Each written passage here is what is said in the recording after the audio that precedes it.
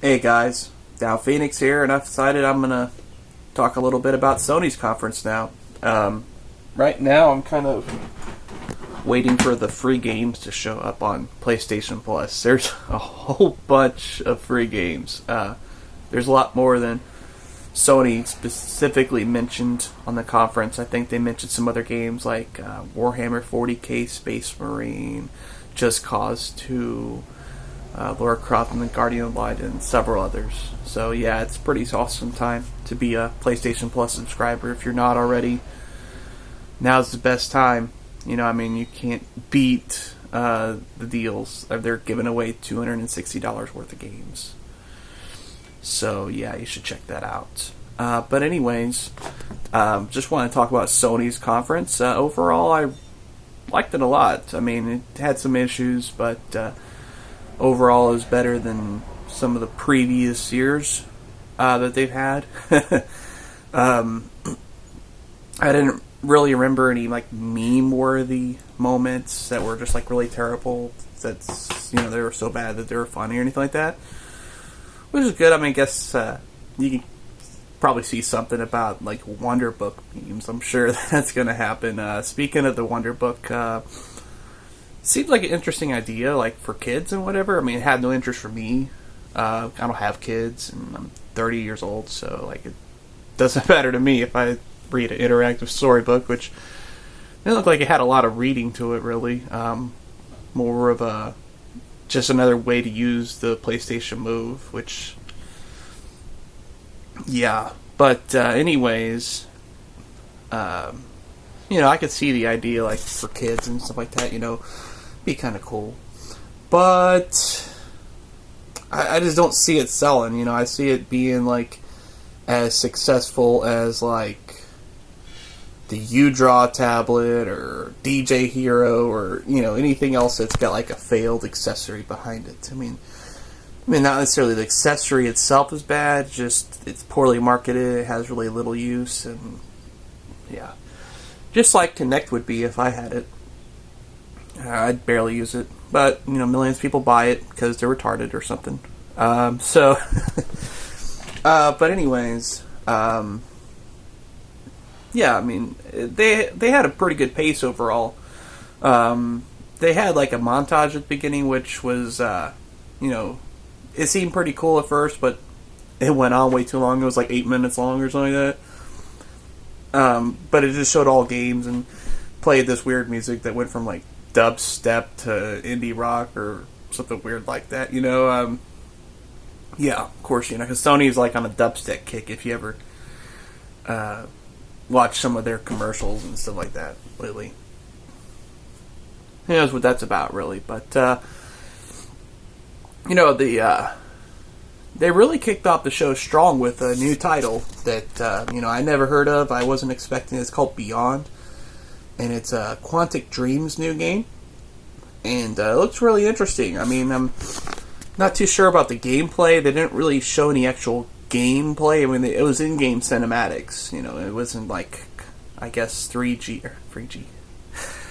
CGI or anything like that, which was really cool. The graphics were top notch. They were a step above what we saw in Heavy Rain from Quantic Dreams. But I'm not really sure what to expect as far as the gameplay is concerned. But the game looked pretty weird. It looked like you're playing as this chick that's being played by Ellen Page, of Juno and Inception and a few other movies. And anyways, yeah, so, and everybody was, whenever in Twitterverse, well, Michael Cera pops out, because I guess he was in a movie with her. I don't know which one yeah, but yeah, so anyways, that game looked pretty interesting. Not too sure what to think, but I'll check it out whenever more's shown off. And Sony showed off a few demos of Assassin's Creed 3, both for the Vita, which is going to have its own version of Assassin's Creed, and then of course the PS3 version. and they showed off like an exclusive clip that they didn't show at Ubisoft's trailer, which showed like this pretty sweet looking naval combat scene where you actually like commandeer the ship, you're steering it and everything like that, and rough waves and all that good stuff. And of course you're fighting against other ships, they're shooting cannons at you and everything like that.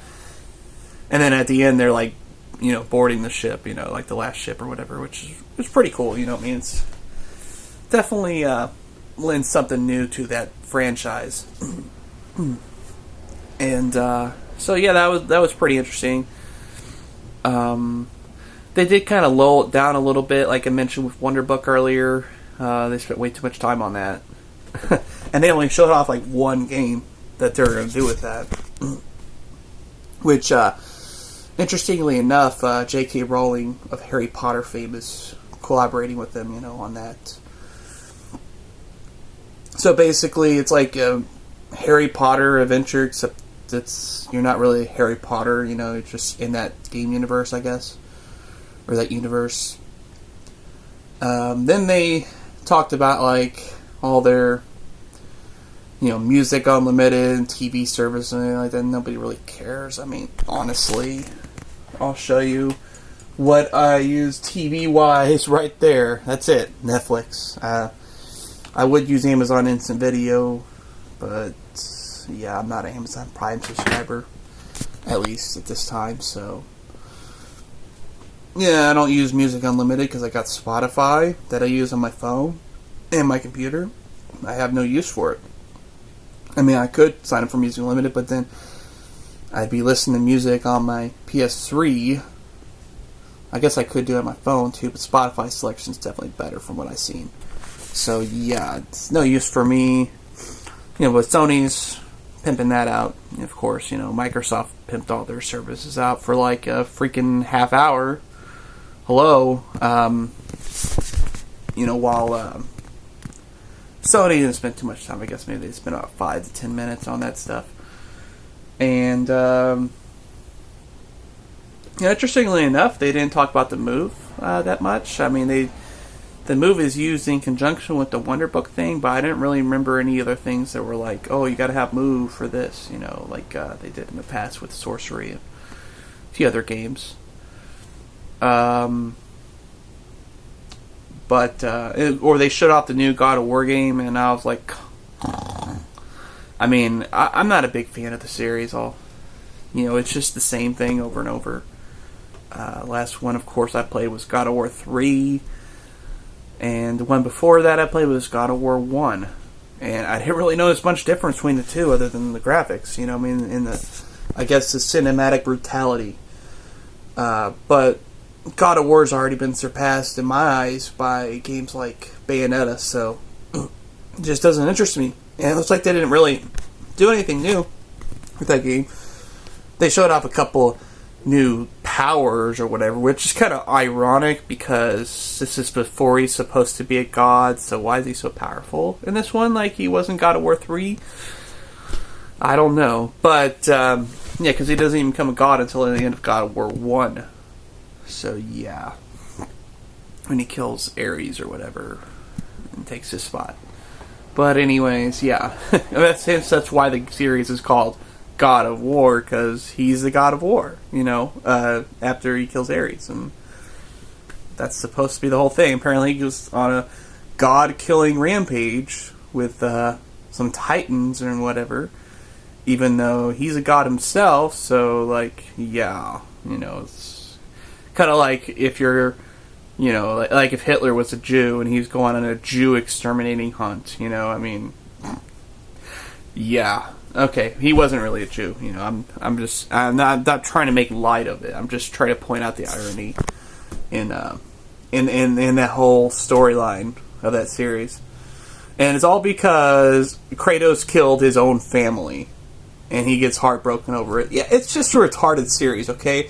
And they spent way too much time talking about it, and I don't understand why it's popular. I mean, I could see, like, something like Halo, why that's popular, or, Gran Turismo, or any of those core franchises that these companies like to show off.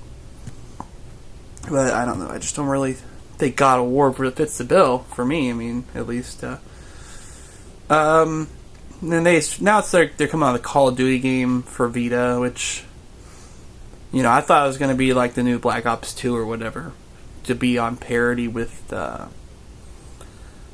other consoles, but instead it's Black Ops Declassified. So they said it's going to have the same graphics as the console version, but translation, it's going to be like a DS game, like the DS Black Ops, except with the console graphics. That's pretty much what it's going to be. It's going to be a side game. It's not really, you know, most Call of Duty fans are going to skip on that one, I'm sure. I just don't see it selling Vitas, unfortunately. But the best part of the show definitely was the very end when they showed The Last of Us. That trailer was just so awesome. I mean, I'm really looking forward to it. I'm not a huge Naughty Dog's fan. Like, I wasn't a big fan of like the Jak and Daxter series. And as far as Uncharted goes, I didn't like the first one really. But I didn't really play any of the other ones because everybody's like, "Oh, Uncharted's so awesome! You should check it out." You know, it's like, okay, cool. I want to, you know, start from the beginning, so I'll play Uncharted 1.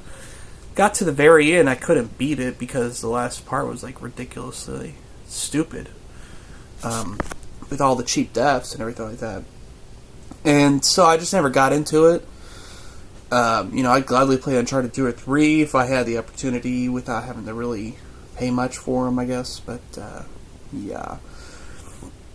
But anyways, The Last of Us looked awesome. It definitely looks like a new spin on the apocalyptic zombie killing thing. In fact, they didn't show any zombies at all in this trailer.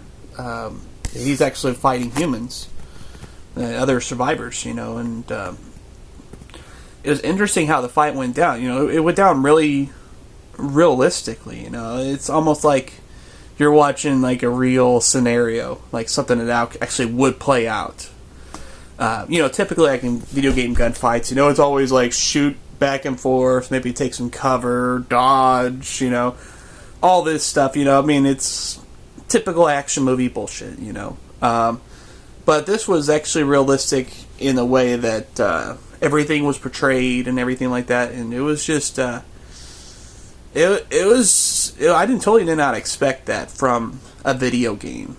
At this point, I'll say that. You know, just way everything played out. You should definitely check out the Last of Us trailer, and you'll see what I mean. And that's a PS3 exclusive. Xbox exclusives win the wars, okay? So just remember that, guys. Next time you want to show off exclusives, you might want to show off games like Last of Us or Beyond, and less games like Sin, something gay, and Racketeers, and, you know, like dumb XBLA games that nobody cares about that use Kinect. Okay, and that's how you win console wars. And Microsoft, of course, lied about being the best-selling console or whatever in North America. Sure, I mean, I believe that, but you know, I also believe that American gamers are stupid. I'm sorry to say, but Xbox is not the best, guys. It's like the second best. So get on board of PS3. Get PlayStation Plus. $260 worth of free games. Like today, you know. They're not on the list for some reason right now, but you know, I'm sure those should pop up later on as things go. You know, because there's probably more demand than normal for the PlayStation Plus servers. So that's all I got to say for now on the Sony E3 conference. With that, guys, Down Phoenix out.